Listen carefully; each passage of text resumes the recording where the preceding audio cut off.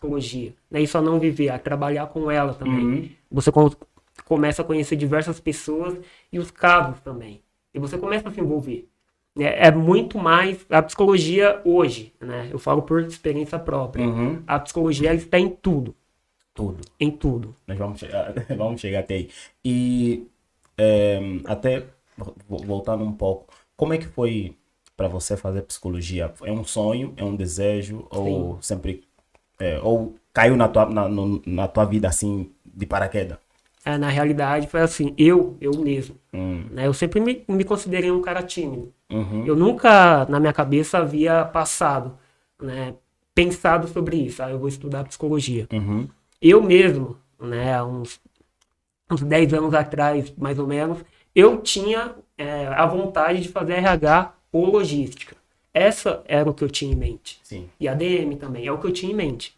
E um amigo meu, o nome dele é até Radamés, mandar um salve pra ele. O Radamés, ele falou pra mim, você já pensou em fazer psicologia? Caraca. Aí quando ele falou isso, eu falei, não. Por quê? Aí ele falou assim pra mim, não, porque você é um cara que você chega em qualquer lugar e você consegue conversar. Uhum. Independente do local que seja. Independente que quais sejam as pessoas. Você é um cara que você consegue chegar e conversar com essas pessoas. Aí depois que ele falou isso, eu pensei, né? Vou verificar, vou ver como é que é. Aí foi quando eu comecei a pesquisar. Foi quando eu comecei, além de pesquisar, comecei a ver os campos, né? Onde atuava, onde não atuava. Uhum. E foi quando eu falei, pô, tá aí. É aí. Acho que psicologia seria uma boa. Dizem que às vezes o que nós nos formamos ou o que nós trabalhamos acaba moldando o nosso comportamento e a nossa visão. É basicamente isso que aconteceu com você ao fazer psicologia. Você acabou se descobrindo mais ou foi uma coisa complementar? Você acha que já estava dentro de você e você só aperfeiçoou um pouquinho mais? Eu acho que já estava dentro de mim. Quando eu me deparei em si, quando eu comecei, há 4 anos atrás, a atender de fato, foi algo que eu percebi que é muito relativo você falar que tal pessoa nasceu para aquilo, né? Eu acho isso muito relativo. Mas você tem algumas percepções, que é algo que você gosta de fato, que você se sente bem fazendo. Sim. E principalmente quando você começa a ver o resultado, né? Você começa a ver pessoas falando que, de certa forma, melhorou, né? Começou a ter uma percepção diferente. E sintomas, né?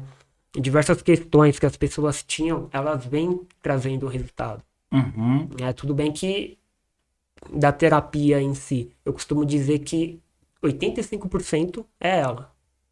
Terapia. Né? Mas, tipo, qual é a diferença? Acho que é uma dúvida. Eu também tenho essa dúvida. Qual é a diferença entre psicólogo e psiquiatra e psicanalista? Sim, uma pergunta boa. É assim, o psiquiatra, ele é médico. Ele tem que se formar primeiro em medicina e depois se especializar em psiquiatria.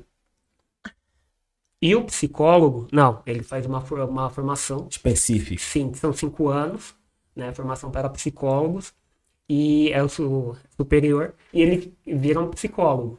Já o psicanalista é um psicólogo também, entendeu? Só que tem uma especialização para isso. Ok.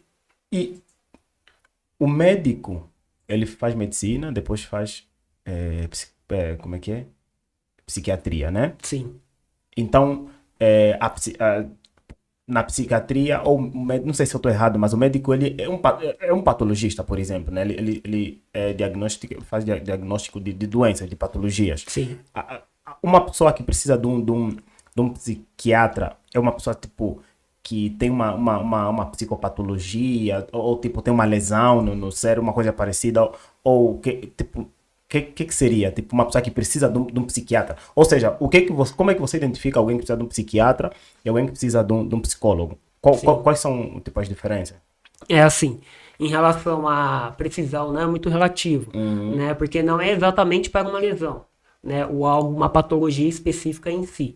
Né, eu costumo falar o quê? Para todos os meus pacientes, para eles observarem como é que se está na rotina dele. Porque muitos vêm com crises de ansiedade forte, às vezes vem com a ausência de motivação, que eles não conseguem levantar. Eles começam a ter dificuldade em fazer suas atividades básicas. Às vezes, ir para a academia ou em casa mesmo.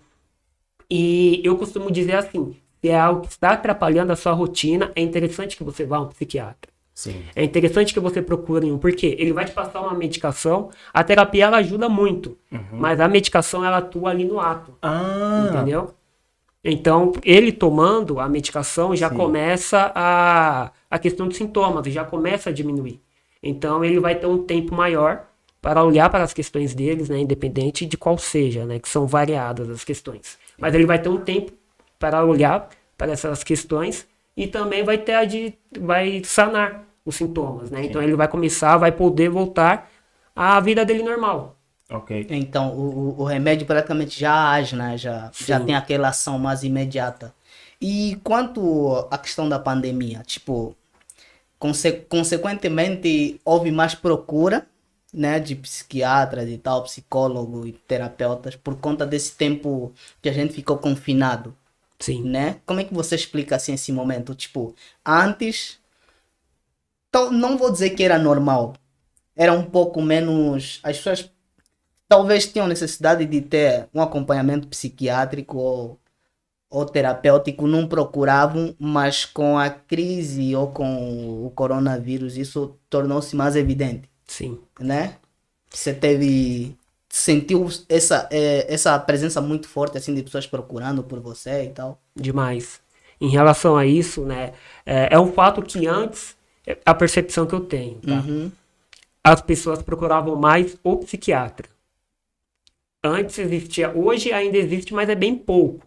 Mas existia aquele preconceito, né? Quando você associava, ou quando você falava para alguém, olha, seria interessante você procurar um psiquiatra, ou um psicólogo, a pessoa já se retraía. Quando era um psiquiatra, né? Sim, e psicólogo também. Não, Mais psiquiatra, mas o psicólogo também. Ela já se retraía porque já associava com uma doença mental, que já associava com o que até hoje tem muito em evidência, que são as pessoas que ficam em hospício, pessoas que de fato têm patologias graves. Então já era associado. Então as pessoas já se retraíam. Só que nisso, elas continuavam com as questões. Algumas pessoas, às vezes, acham normal. Tem insônia a vida inteira. Outras acham normal. Hoje em dia, não tanto, mas achava normal. Ter ansiedade a vida inteira. Achava normal. Pânico de ansiedade, susto, alguns problemas assim. Sim. Ataque de pânico. Elas achavam normal. Achavam que achavam normal. O comportamento, né? Olhavam para elas mesmas e falavam, não, é só uma fase, isso vai passar. E nisso ia se estendendo e meio que ela ia se acostumando, né? Adaptando a rotina dela naquilo. Naquela doença. Sim. Então... E hoje tá muito mais evidente. Hoje tá muito mais evidente. É tanto que tem muita procura mesmo. Só uma pergunta. Se eu entendi, o psicólogo não indica remédio, só o psiquiatra. Ou ambos podem passar uma receita de algum medicamento? Não. O psicólogo, pelo código de ética, não pode. Não pode passar remédio? E nenhum tipo de indicação de medicação. Tanto seja natural, quanto seja... normal, científica mesmo. Então, isso também é uma dúvida. Eu sempre quis saber por que se o psicólogo passava uma receita médica, vai tomar esse remédio, tá? Acho que você está com o transtorno de ansiedade, vai tomar esse remédio. E o psiquiatra... então, porque o psicólogo não é médico, não? Né? Não é médico. Ele não pode indicar nenhum tipo de medicação. Entendi. Nesse sentido, muitas pessoas consideram como, né? Falam que é no famoso senso comum, né? O médico de cabeça. Mas, não, ele não pode fazer nenhuma indicação de medicação. Né? Tudo bem que cada um trabalha de uma forma, né? Muitos indicam, né? Tanto como você não pode receitar, você não pode fazer nenhum tipo de receita, mas eles costumam indicar. Mas tipo sugerir, né? Sugerir. Mas é errado sugerir? Não é que é errado, mas o código de ética fala que não pode. É antiético. É antiético.